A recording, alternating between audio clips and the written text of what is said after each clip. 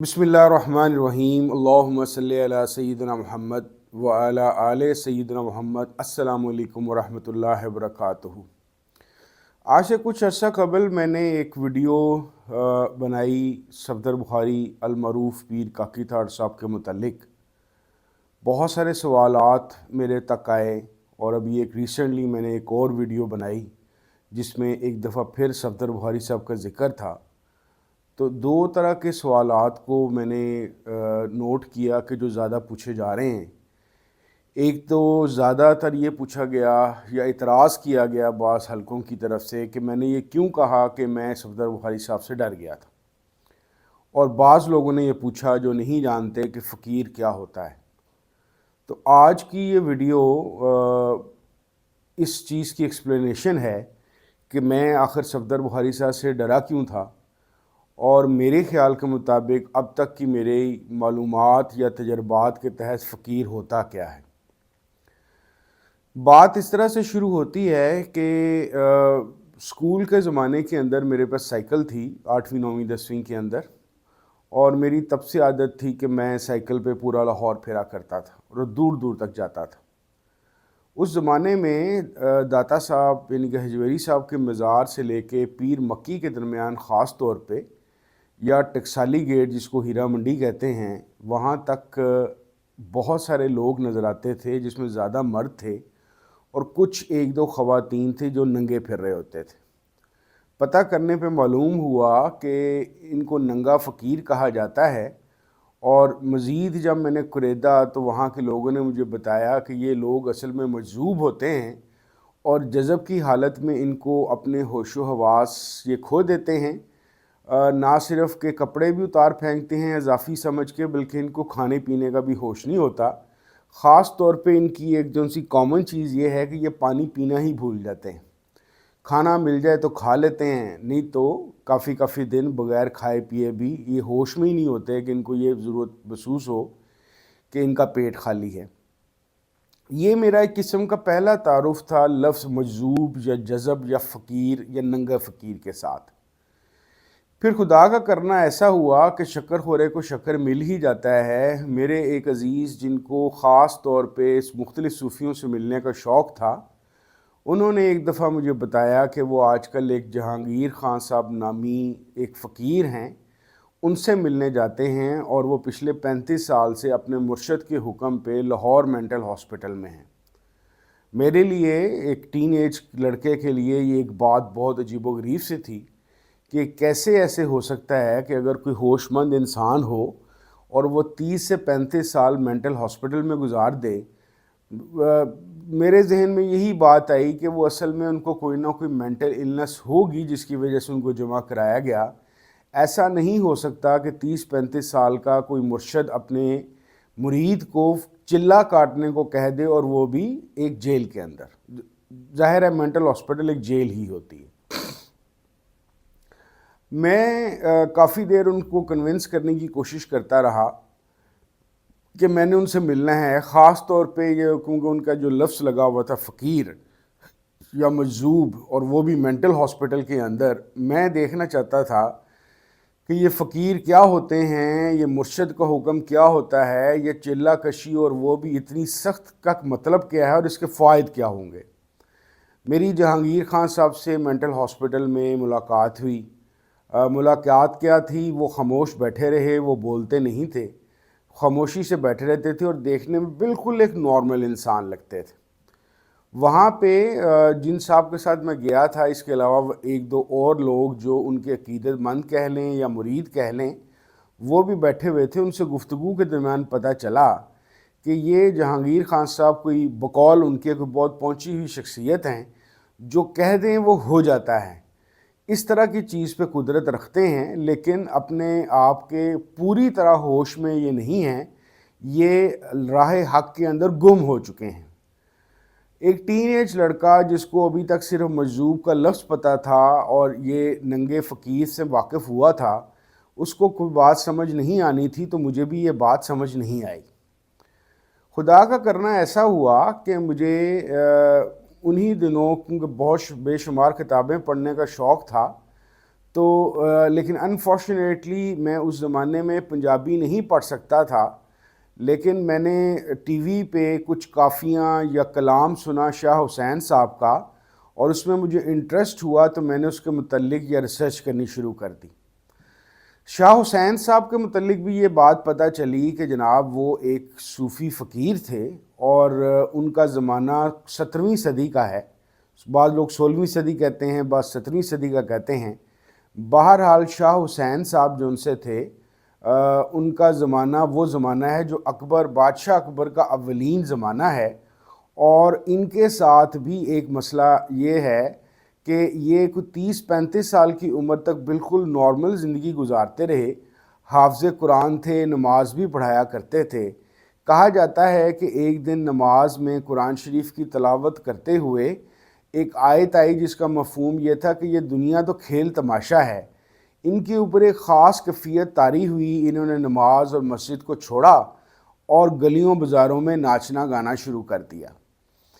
اور ان کی ساتھ ایک دلچسپی کی ایک اور وجہ یہ بھی تھی، جس کی وجہ سے بعد میں جا کے بتاتا ہوں کیسے اس کی کنیکٹیوٹی ہوتی ہے صفدر بخاری صاحب کے ساتھ۔ یہ خود جو شخصیت تھے شاہ حسین، یہ ایک زمانے میں کافی لمبا عرصہ جہاں پہ اب لاہور کی ہیرا منڈی ہے، اور اس زمانے میں اس کو شاہی محلہ کہا جاتا تھا، یہ وہاں پہ بھی قیام پذیر رہے۔ اس زمانے کے شاہی محلے کے اندر یہ ایک کوئی سیکس ورکرز کی یا پروسٹیوشن کی سائٹ نہیں تھی، بلکہ لاہور کا ثقافتی آپ سٹریٹ کہہ لیجئے، جس طرح آج کل فوڈ سٹریٹ ہوتی ہیں،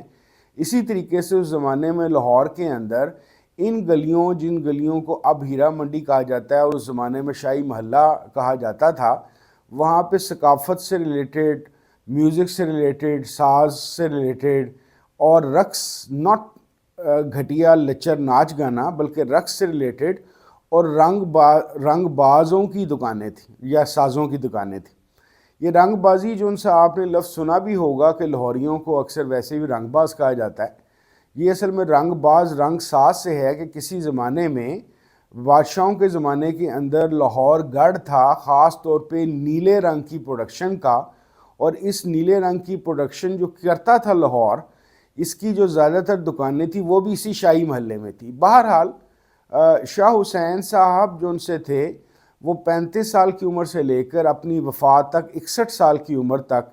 اسی حالت میں رہے، یعنی کہ جذب کی حالت میں، اور اس جذب کی حالت کے اندر ان کے بہت ساری کرامات بھی مشہور ہوئیں، اور ہزاروں لاکھوں ان کے عقیدت مند بھی پروڈیوس ہوئے۔ خاص طور پہ انہوں نے اپنی جو کیفیات یا روحانی واردات تھیں، وہ اپنے کلام، اور جس کی وجہ سے ان کو ارلیسٹ کلاسیکل پنجابی پوئٹ کہا جاتا ہے، اس کے ذریعے سے بھی انہوں نے بہت زیادہ پرچار کیا۔ نارملی یہ لوگوں کو باقاعدہ کوئی مرید نہیں کیا کرتے تھے، کیونکہ یہاں پہ اب میں آپ کو ساتھ ساتھ بتاتا جاؤں گا کہ فقیر جو سا ہے، جو پیور فقیر ہوتا ہے، ویسے تو بہت سارے صوفی فقیر ہو سکتے ہیں، لیکن جو سا پیور فقیر ہوگا اس کے اندر کچھ خصوصیات اس قسم کی ہوں گی کہ ایک تو وہ دنیا داری سے بالکل ہی پرے ہوگا، پیسہ، دولت، بیوی بچے، گھر بار، اس طرح کی کوئی چیز میں اس کو دلچسپی نہیں رہ جاتی، کیونکہ وہ اللہ تعالیٰ کے ساتھ اللہ تعالیٰ کی محبت میں ایک جذب کی کیفیت میں ہوتا ہے۔ اور کہا یہ جاتا ہے کہ فقیر ایک ایسی ہستی ہوتا ہے جس کو اللہ تعالیٰ نے اپنی طرف کھینچ لیا ہوتا ہے، اور وہ خود سے اللہ تعالیٰ کے ساتھ راضی برضا اور ہر وقت موجودگی کی حالت میں چلا جاتا ہے۔ تو ایسی حالت کے اندر والے جو زیادہ تر لوگ ہیں، جو پیور فقیری فارم کے ہوتے ہیں، یہ باقاعدہ لوگوں کو اپنا مرید نہیں کرتے، کیونکہ ان کی فلسفی یہ ہے کہ ہر بندے کو ڈائریکٹلی اللہ تعالیٰ سے جوڑو، اپنی ذات کے ساتھ نہ جوڑو، کیونکہ یہ اپنی ذات کو ایک قسم کا انہیلیٹ یا ختم یا تحلیل کر چکے ہوتے ہیں۔ ان کی روحانی وارداتوں کے اندر بھی، جو آگے جا کے میرا اپنا ایک تجربہ کسی کے متعلق مجھے پتہ چلا، میں بتاتا ہوں،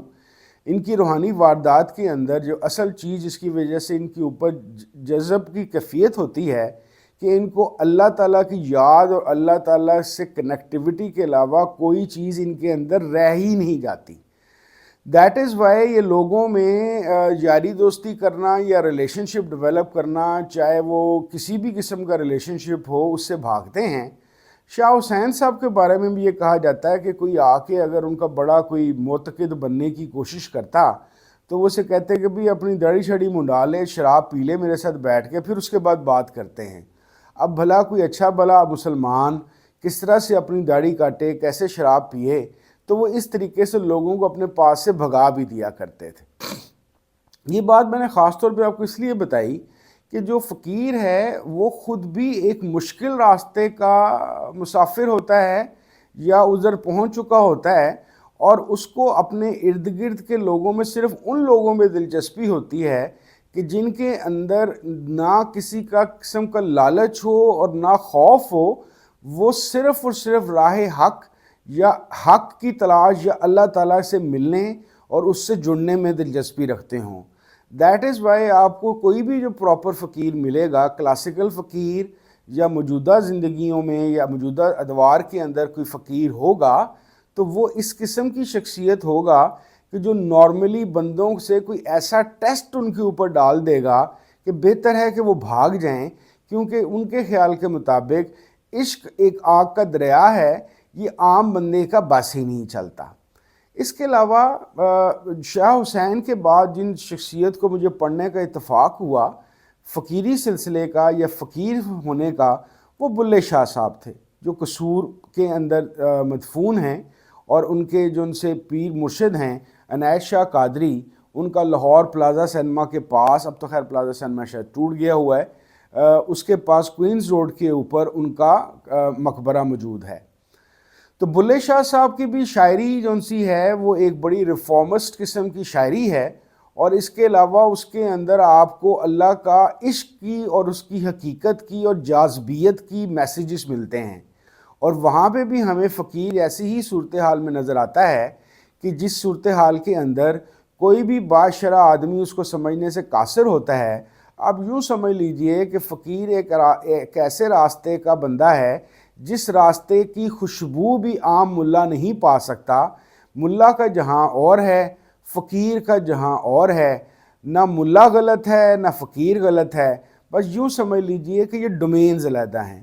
دیٹ از وائی اسی طرح کی چیزیں آپ کو بلے شاہ کے کلام میں بھی ملتی ہیں، اور اس کلام کی وجہ سے اور اس طرح کے لوگوں پہ اثر ڈالنے کی وجہ سے ان کے دور کے ملاز جو ان سے تھے، ان سے اتنے زیادہ متنفر اور خلاف ہو چکے تھے کہ یہاں تک کی نوبت آئی کہ جب ان کا انتقال ہوا تو بندے پورے نہ ہو سکنے کی وجہ سے جنازہ خواجہ سراؤں نے انتظام کیا، یعنی کہ اس حد تک ان کی مخالفت موجود تھی، ان کے خیالات، کیونکہ سب سے بڑا مسئلہ فقیر کے ساتھ یہ ہے کہ جس کی کوئی بلانگنگ کی خواہش ہی نہ رہ گئی ہو، جو دنیا سے کسی قسم کی عزت یا نفرت یا محبت کے معاملے سے ہی نکل گیا ہو، اس کو ہر طرف اور ہر وقت صرف اللہ نظر آ رہا ہو، تو اس کو اس طبیعت سے اس بات سے کوئی فرق ہی نہیں پڑتا کہ جیسے اس کو کون اچھا سمجھ رہا ہے کون برا۔ اب آتے ہیں لب لباب کی طرف کہ یہ والی تو کیفیات یا تھوڑی سی میں نے آپ کو بتائیں کہ فقیر کیا ہوتا ہے، کہ اللہ تعالیٰ سے ایسا جڑا ہوا انسان جو جذب کی ایسی خوفناک حالت کے اندر ہے جس میں اس کو اپنی ہوش نہیں رہ جاتی۔ اب ایسی حالت کے اندر جو آپ کا اللہ سے جو تعلق بن جاتا ہے یا جو راستہ آپ کو مل جاتا ہے یا عشق حقیقی کا یہاں تک کیفیت ہو جاتی ہے کہ آپ کو یہ کہنا پڑتا ہے، آپ نے ایک شعر سنا ہوگا، صدونی میں ہم دیدو رانجا ہیر نہ آکھے کوئی، دیٹ مینس کہ وہ اپنی ذات کو ہی گم کر چکے ہوتے ہیں اللہ تعالیٰ کی ذات گرامی کے اندر۔ تو ان کے اوپر جو مختلف انعامات ہوتے ہیں، ان میں سے ایک انعام آپ نے ایک حدیث قدسی صحیح بخاری میں پڑھی ہوگی جس کے مفہوم میں یہ ہے کہ اللہ تعالیٰ کی اتنی قربت ہوتی ہے کہ اللہ تعالیٰ ان کے آنکھ، ناک، کان، بازو بن جاتا ہے اور ان کی زبان سے حق جاری ہو جاتا ہے۔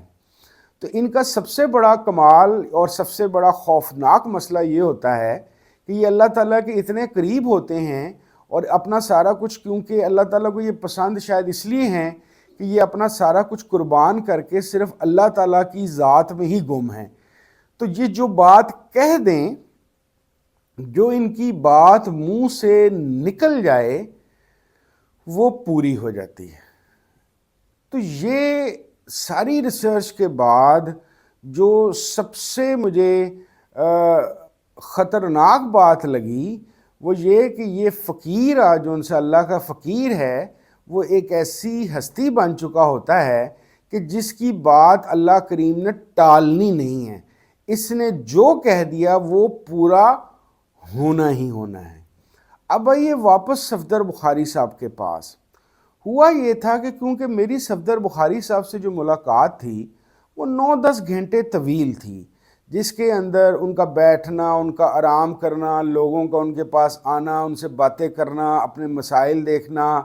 ان سے گفتگو کرنا، مذاق چھیڑ چھاڑ کرنا، سنجیدہ باتیں کرنا، اللہ کی باتیں کرنا، ناچ گانا دیکھنا، یعنی کہ ہر واک کرنا، لوگوں سے ان کے سلام دعا، میں ان کو بہت اچھی طرح سے آبزرو کر گیا تھا۔ اور میرے ذہن میں یہ بکوں کہ جو مجھے ان کے متعلق ویسے جانے سے پہلے میں نے تحقیق کر لی تھی، ایک تو سید شاکر عزیر کا واضح طور پہ کہنا کہ ایک اللہ کا فقیر آیا ہوا ہے، بلے شاہ کے بعد اتنی بڑی ہستی اب آئی ہے، تو ایک تو میرے ذہن میں یہ بات تھی کہ یہ اللہ کا فقیر ہے۔ دوسرا، تھوڑی سی میں نے ریسرچ کر لی تھی، اس کی وجہ سے مجھے یہ پتہ چل گیا تھا کہ صفدر بخاری صاحب اصل میں ایک بڑے ویل آف ذمہ دار ہیں، ٹھیک ٹھاک ذمہ داری ہے، ٹھیک ٹھاک زمینیں ہیں، لیکن جب ان کا یہ اپنا رخ اللہ کی طرف ہوا تو یہ بالکل سب کچھ چھوڑ چھاڑ کر ایک اچھے بھلے باعزت گھرانے کا ایک بندہ، اور جس کے لیے مال و دولت بھی اتنی زیادہ تھی کہ وہ اپنی زندگی بھی عیاشی سے گزار سکتا تھا، اور اس کے علاوہ لوگوں کی مدد بھی کر سکتا تھا، صدقہ زکوٰۃ دیتا، خیرات کرتا، لوگوں کے بھلے کا کام کرتا۔ لیکن انہوں نے جب مجھے یہ پتہ چلا کہ انہوں نے اپنا خاندان بھی چھوڑ دیا، دولت بھی چھوڑ دی، زمینیں بھی چھوڑ دیں، اور آ کے ہیرا منڈی کے اندر بیٹھ گئے، تو میرے لیے اس سے واضح اشارہ کوئی نہیں ہو سکتا تھا کہ یہ اللہ کا فقیر ہے، اور یہ اللہ کے لیے کوئی ایسی جذب کی حالت میں چلا گیا ہے کہ اس کے لیے دنیاوی چیزیں بے معنی ہیں۔ ڈرا میں اس بات سے تھا کیونکہ میں ان چیزوں سے اس لیے ڈرتا تھا، ایک تو میں یہ جذب اور مجذوبیت کی حالت سے ڈرتا ہوں، آگے جا کے آپ کو میں ایک اور واقعہ بتاؤں گا، اس سے مزید واضح ہوگا۔ دوسری وجہ یہ تھی کہ میں ان کے متعلق مختلف لٹریچر پڑھ چکا ہوا تھا، اور اس لٹریچر کے مطابق مجھے یہ معلوم ہو چکا ہوا تھا کہ انہوں نے منہ سے بات نکالنی ہے اور اللہ تعالیٰ نے اپنے محبوبوں کی بات کو پورا کر دینا ہے۔ جب صفدر بخاری صاحب نے مجھے کہا کہ تو میرے پاس تو ایک قسم کا اس طرح سمجھ لیجئے کہ مجھے جوائن کر لیں، یہاں پہ بھی بعض لوگوں کے کمنٹس آئے کہ آپ ان کو تو کسی کی پرواہ نہیں تھی۔ نہیں، ایسا نہیں ہوتا۔ جو اللہ تعالیٰ کے فقیر ہوتے ہیں وہ اللہ تعالیٰ کے دوست یا ولی اللہ جو ان سے ہیں، ان کو لوگوں کی بہت فکر ہوتی ہے۔ یہ نہیں ہے کہ وہ کسی کو خاص سمجھ رہے ہوں، وہ تو اس چیز سے ہی نکل چکے ہوتے ہیں۔ ان کی طرف سے صفدر بخاری جیسے لوگوں کے پاس امریکہ کا پریزیڈنٹ بھی آ جائے تو انہوں نے اس کی کوئی بھاؤ نہیں دینا یا اس کی حیثیت نہیں سمجھنی۔ بیسیکلی مجھے یا کسی اور کو کہنے کا مطلب یہ ہے کہ اصل میں وہ دعوت ہے اللہ کی طرف آنے کی۔ تو جب مجھے صفدر بخاری صاحب نے یہ بات کہی، ایک قسم کا اب انگریزی میں اب اردو میں مجھے پراپرلی اس کو پریزنٹ نہیں کرنا آ رہا کہ جوائن می، تو میں ڈرا اس بات سے کہ یہ دو چیزیں ہوں گی میرے ساتھ اگر میں نے ان کو جوائن کر لیا، یا انہوں نے مجھے اپنے ساتھ جوائن کروا لیا۔ ایک، میں جذب کی حالت میں جاؤں گا، اور جذب کی حالت کے اندر مجھے اپنی ہوش نہیں رہ جائے گی۔ میرے ذہن میں ایک دم سے پکچر چلی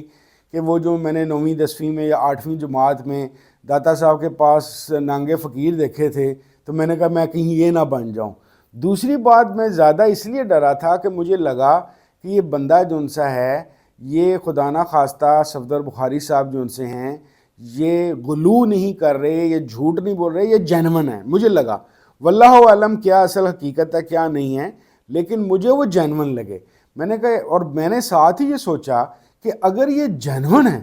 تو اس کا مطلب یہ ہے کہ جو بات انہوں نے منہ سے نکال دینی ہے وہ تو پوری ہو جانی ہے۔ تو اگر یہ ان کی توجہ میرے پاس اسی طرح رہی اور یہ مجھے بار بار بلاتے رہے، تو میں چاہوں یا نہ چاہوں میں تو ان کو جوائن کر لوں گا، اور پھر میرا کیا ہوگا، میں بینک میں نوکری کرتا ہوں، میرے بیوی بچے ہیں، فلانا ہے ٹمکانا ہے، یہ ہے میری عزت، یہ وہ. تو میں اس وجہ سے معصومیت کی وجہ سے یا بھولپن کی وجہ سے یا آپ سمجھ لیں بے وقوفی کی وجہ سے میں ڈر گیا، اور یہ وہ وجہ تھی جو اس طرح سے ہوئی. دوسری پھر میرے زندگی کا ایک اور دور جو اصل میں جہاں پہ جا کے میں پہلے بھی بتاتا ہوں آپ کو کہ پہلے تو 89 سے 99 تک تو میں صرف ریسرچ اور علمیت اور یہ چیزیں کر رہا تھا. 2006 میں میری اپنی زندگی کی فنینشیل اور اس طرح کی صورتحال اس طرح کی بنی کہ میں ایک ایسی جگہ پہنچا، گیا تو روٹی مانگنے تھا اللہ تعالیٰ سے، لیکن مجھے بعض چیزیں ساتھ دوسری بھی ملیں، اور وہاں پہ مجھے شیخ صاحب کے ہاں ایک نیا اتفاق ہوا. نہ صرف کہ مجھے بہت سارے سوالات کا جواب ملا، فقیر کیا ہوتا ہے یا اللہ کا ولی کیا ہوتا ہے، مجھے اس کے واضح اشارے یا واضح علم کہہ لیجئے، علم الیقین بھی ملا اور عین الیقین بھی ملا. اس کے علاوہ ساتھ ساتھ مجھے یہ ایکسپیرینس ہوا کہ اچھا بھئی دنیا میں ایسی جگہ بھی ہو سکتی ہے جہاں پہ شدید قسم کی روحانی واردات اور اللہ تعالیٰ کے تعلق کے باوجود جذب کو یا مجذوبیت کو یا ہوش و حواس کھو دینے کے عمل کو روکا جا سکتا ہے یا کنٹرول کیا جا سکتا ہے. وہ میں آپ کو بتاؤں کہ کیسے پتہ چلا. محترم شیخ صاحب کے پاس کوئی اس طرح کا معاملہ ہے کہ بہت سارے لوگ تو معذرت کے ساتھ میرے اپنے ظاہر رشتہ دار ہیں، پیر بھائی ہیں میرے، ان میں سے بہت سارے لوگوں کو ویسے بھی میں تھوڑا عجیب سا لگتا ہوں کیونکہ میں عجیب و غریب باتیں کرتا رہتا ہوں، اور دوسرا یہ ہے کہ ان کو شاید یہ بات پسند نہ آئے، لیکن میرا ماننا یہ ہے پچھلے 19 سال کی رفاقت سے کہ شیخ صاحب کے مریدوں میں سے شاید ہارڈلی 2% لوگ ہیں جو شیخ صاحب کو جانتے ہیں. باقی 98% کو شیخ صاحب کا کچھ نہیں پتہ. وہ ان کی ویسے ہی روٹین میں ویسے ہی عزت کرتے ہیں یا محبت کرنے کی کوشش کرتے ہیں جیسے سب اپنے پیروں کی کرتے ہیں، لیکن اصل میں وہ ہستی کیا ہے، کیا کر رہی ہے اور کیا کر سکتی ہے، اس کے لیے وہ لا علم رہے اور لا علم ہیں. شیخ صاحب کے ہاں مجھے جا کے جب یہ بات پتہ چلی کہ شیخ صاحب کے بعض وظائف اور ان کی نظر کا کمال یہ ہے کہ وہ روحانی کیفیات اور وارداتیں جو اللہ کے فقیروں کو خصوصی طور پہ ملتی ہیں وہ شیخ صاحب اپنے مریدوں کو دے دیتے ہیں، ان کو سکھا دیتے ہیں، اس کے اندر چلا دیتے ہیں. تو اس صورتحال کے اندر اس سے پہلے تک تو مجھے یہی پتہ تھا کہ ایک خاص لمٹ پہ جا کے انسان اپنی ہوش و حواس کھو دیتا ہے، لیکن شیخ صاحب کی روحانیت کا کمال یہ تھا اور ہے اور رہے گا کہ وہ جذب کے اندر ہوش و حواس غائب کرنے سے یا بالکل بندہ دنیا سے بے خبر ہو جائے اس سے بچا لیتے ہیں. اور اس کا مجھے جب مجھے یہ اور اس کے ایک خصوصی وظائف بھی ہیں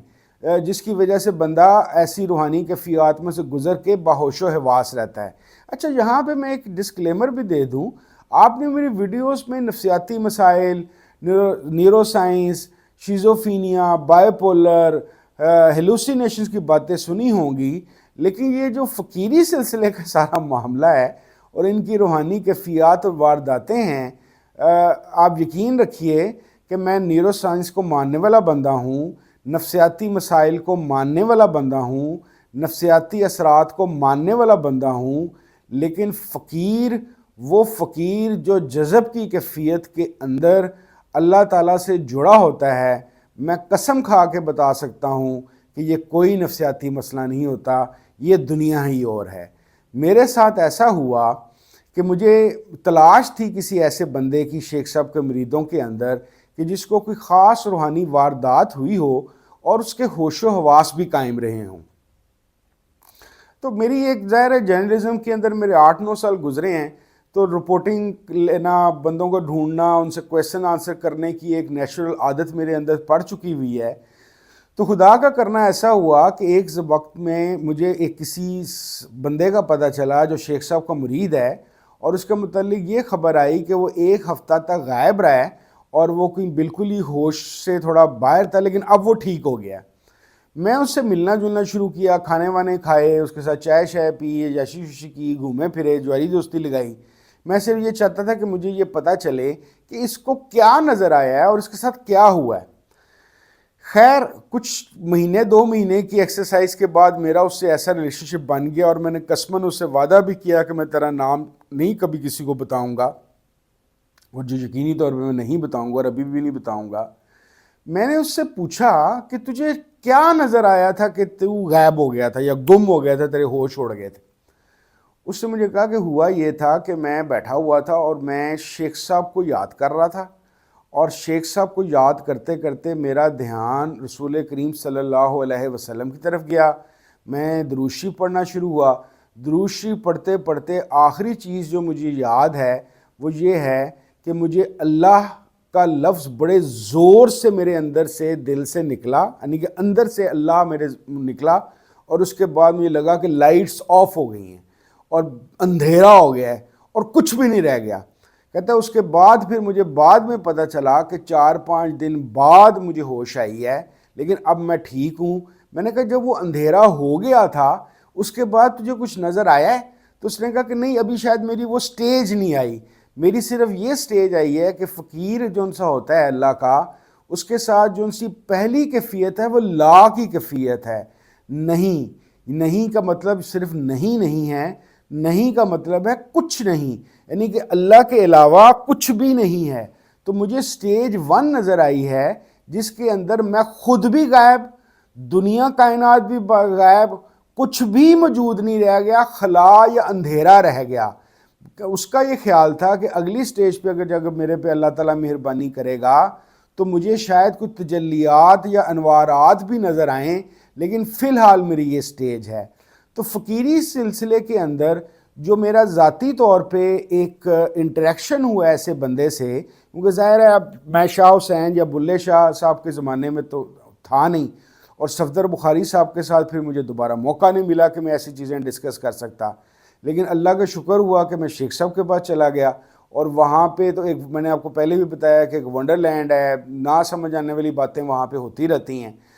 تو وہاں پہ جا کے مجھے پتہ چلا۔ تو لب لباب ایک تو میں نے آج یہ پریزنٹ کرنے کی کوشش کی کہ خوف کی وجہ کیا تھی۔ میں اپنے ہوش و واس گم نہیں کرنا چاہتا تھا۔ دوسری بات یہ تھی کہ میں نے جب سے شاہ حسین یا بلے شاہ صاحب وغیرہ کو یا اسرائیلی روایات کے متعلق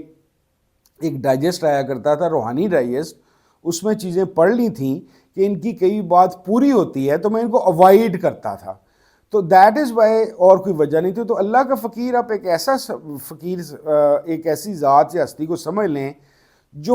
پیورٹی کے ساتھ بغیر جنت کے لالچ اور جہنم اور قبر کے خوف کے صرف اللہ تعالیٰ کی محبوبیت کے اندر گم ہونا چاہتا ہو اور ایونچولی گم ہو جائے، اس کو اللہ کا فقیر کہتے ہیں۔ بہت شکریہ۔ السلام علیکم ورحمۃ اللہ وبرکاتہ۔